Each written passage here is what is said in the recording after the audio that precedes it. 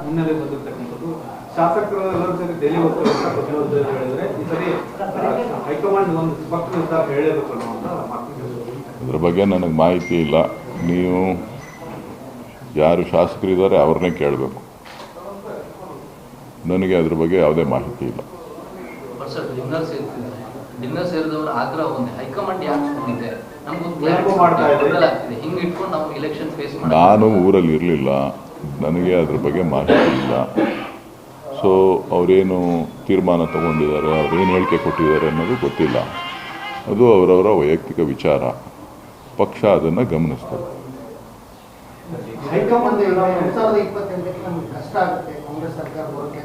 ಹೇಳಿದ್ನಲ್ಲಪ್ಪ, ನನಗೇನು ಗೊತ್ತಿಲ್ಲ. ಚುನಾವಣೆಗೆ ನಿಲ್ಲೋರಿಗೆ ಕಷ್ಟ ಆಗ್ಬೋದು, ನನಗೇನು ಕಷ್ಟ ಆಗಲ್ಲ. ಚುನಾವಣೆಗೆ ನಿಲ್ತೀವಿ ಅನ್ನೋರು ಕಷ್ಟ ಆಗ್ಬೋದು, ನಾನೇನು ಚುನಾವಣೆಗೆ ನಿಲ್ಲಲ್ವಲ್ಲ, ನಾನು ಹೆಂಗೆ ಹೇಳಿ.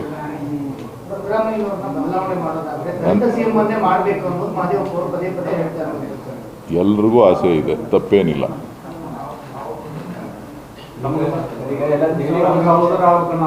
ನಾನು ಮುಂಚೆನೇ ಹೇಳಿದ್ದೀನಲ್ಲಪ್ಪ, ನಂದೇನಂತ ಹೇಳಿದ್ದೀನಲ್ಲ.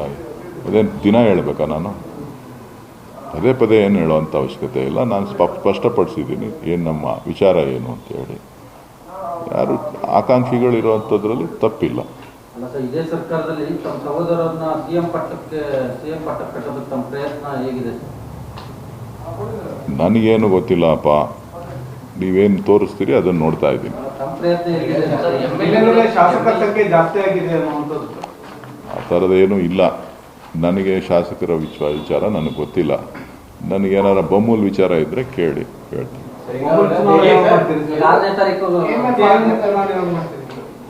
ಚುನಾವಣೆ ಅಧಿಕಾರಿಗಳು ತೀರ್ಮಾನ ಮಾಡ್ತಾರೆ ಚುನಾವಣೆ ಯಾವಾಗ ಅಂತ. ಆವಾಗ ಚುನಾವಣೆಯಲ್ಲಿ ಯಾರು ಪಕ್ಷ ಯಾರನ್ನ ತೀರ್ಮಾನ ಮಾಡ್ತದೆ ಅವ್ರು ನಿಂತ್ಕೊಳ್ತಾರೆ. ನಾನು ಯಾವುದಕ್ಕೂ ಆಕಾಂಕ್ಷಿ ಅಲ್ಲ. ಇಲ್ಲಪ್ಪ, ಅದ್ರ ಬಗ್ಗೆ ನನಗೆ ಗೊತ್ತೂ ಇಲ್ಲ. ನಾನು ರಾಜಕೀಯ ಪಂಡಿತನೂ ಅಲ್ಲ. ಡಿ.ಕೆ. ಶಿವಕುಮಾರ್ ಅವರು ಒಂದು ರಿಕ್ವೆಸ್ಟ್ ಮಾಡಿದ್ದಾರೆ, ನನ್ನ ಪರವಾಗಿ ಯಾರು ಕೂಡ ದೆಹಲಿಗೆ ಹೋಗಿ ಏನೋ ಒತ್ತಾಯ ಮಾಡೋದು ಬೇಕಾಗಿಲ್ಲ, ನಿಮ್ಮ ಕೆಲಸ ಇದ್ರೆ ಹೋಗಿ. ನನಗೆ ಅದ್ರ ಬಗ್ಗೆ ಮಾಹಿತಿ ಇಲ್ಲ.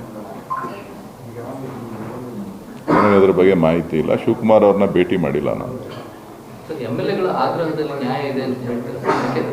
ನನಗೆ ಗೊತ್ತಿಲ್ಲ ರೀ. ಅವ್ರಿಗೆ ನೋಡಿ, ಶಾಸಕರಿಗೆ ಏನು ವಿಚಾರಧಾರೆಗಳಿದೆ ಶಾಸಕರಿಗೆ ಸಂಬಂಧಪಟ್ಟಿದ್ದು, ಅದು ನನಗೆ ಸಂಬಂಧಪಟ್ಟಿದ್ದಲ್ಲ, ಪಕ್ಷಕ್ಕೆ ಸಂಬಂಧಪಟ್ಟಿದ್ದಲ್ಲ. ಪಕ್ಷ ಅದನ್ನು ಅವರ ವಿಚಾರಗಳನ್ನು ಅವರ ಹೇಳಿಕೆಗಳನ್ನು ಪಕ್ಷ ಗಮನಿಸ್ತದೆ ಹೊರತು ನಾವು ಹೇಳೋಕ್ಕಾಗಲ್ಲ. ಹೈಕಮಾಂಡು, ರಾಜ್ಯ ಮಟ್ಟದ ನಾಯಕರು ಅವರು ಅದನ್ನು ತಿಳಿಸ್ತಾರೆ.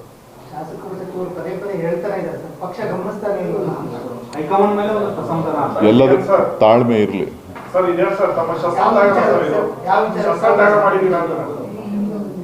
ಶಸ್ತ್ರ ಇದ್ರೆ ತಾನೇ ತ್ಯಾಗ ಮಾಡೋಕ್ಕೆ. ಶಸ್ತ್ರನೇ ಇಲ್ವಲ್ಲ. ನಾನು ಯಾವಾಗ ಹೇಳಿದೆ ಶಸ್ತ್ರ ತ್ಯಾಗ, ಶಸ್ತ್ರ ಇಟ್ಕೊಂಡಿದ್ದೀವಿ ಅಂತ? ಅಲ್ಲಪ್ಪ, ಶಸ್ತ್ರ ಇದೆ ಅಂತ ಯಾವಾಗ ಹೇಳಿದ್ದೆ?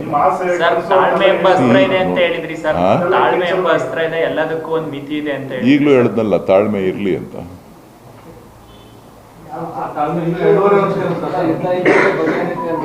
ನಾನು ಹೇಳಿದ್ದೀನಲ್ರಿ, ನಮ್ಮಣ್ಣನ ಹಣೆ ಬರ ಇದ್ರೆ ಆಗ್ತಾರೆ. ನಮ್ಮಣ್ಣನ ಹಣೆ ಬರ ಇಲ್ಲ ಅಂತ ಅಂದ್ರೆ ಯಾರೇನು ಮಾಡ್ಲಿಕ್ಕೆ ಆಗುದಿಲ್ಲ.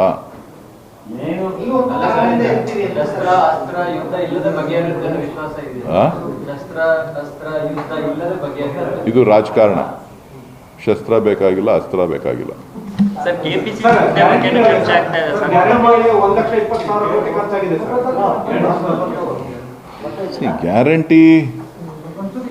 ಗ್ಯಾರಂಟಿ ಅದು ನಮ್ಮ ವಾಗ್ದಾನ, ಕರ್ನಾಟಕದ ಜನರಿಗೆ ಕೊಟ್ಟಿರ್ತಕ್ಕಂಥ ವಾಗ್ದಾನ. ಆ ವಾಗ್ದಾನದಂತೆ ನಡಿಬೇಕು.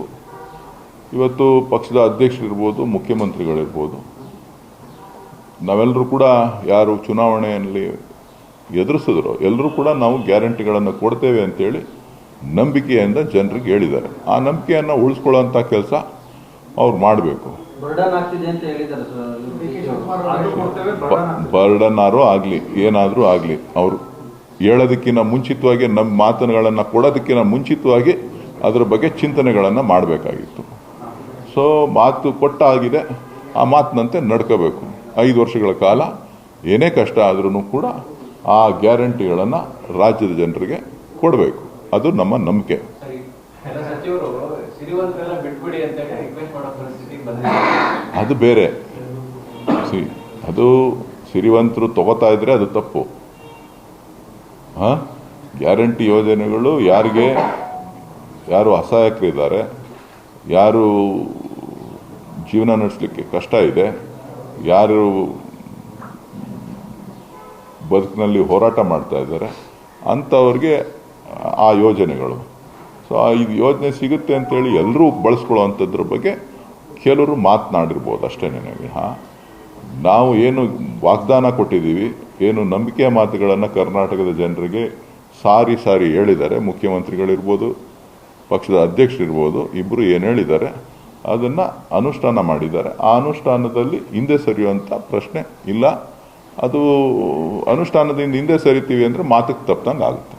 ಶಾಸಕರಿಗೆ ವಿಶ್ವಾಸ ಇಲ್ವಲ್ಲ ಸರ್, ಈ ಗ್ಯಾರಂಟಿಯಿಂದ ನಾವು ಚುನಾವಣೆ ಗೆಲ್ತೀವಿ ಅಂತ ಸಾಧ್ಯ ಇಲ್ಲ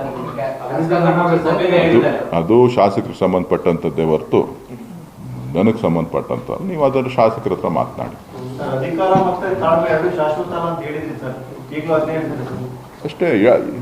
ಅದು ಒಂದು ಸಾರಿ ಹೇಳಿದ್ಮೇಲೆ ಪದೇ ಅದೇ ಪದ ಬಳಸೋಂಥದ್ದಲ್ಲ, ಬೇರೆ ಪದಗಳನ್ನು ಹೇಳಬೇಕಾಗ್ತದೆ.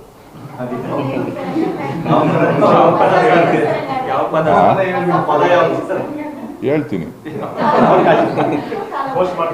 ನಿಮ್ಮೂರಿನಿಂದ ವಿಶ್ವ ಮಟ್ಟದವರೆಗೆ ರಾಜಕೀಯ, ಸಿನಿಮಾ, ಸ್ಪೋರ್ಟ್ಸ್ ಯಾವ ಸುದ್ದಿಯೂ ಮಿಸ್ ಆಗಲ್ಲ. ಬರೀ ಸುದ್ದಿಯಷ್ಟೇ ಅಲ್ಲ, ಜೊತೆಯಲ್ಲೇ ಇರುತ್ತೆ ವಿಶ್ಲೇಷಣೆ. ಗ್ಯಾರಂಟಿ ನ್ಯೂಸ್ ನ ಸಬ್ಸ್ಕ್ರೈಬ್ ಮಾಡಿ, ಫಾಲೋ ಮಾಡಿ, ಕ್ಷಣ ಕ್ಷಣದ ಅಪ್ಡೇಟ್ಸ್ ಪಡೆಯಿರಿ.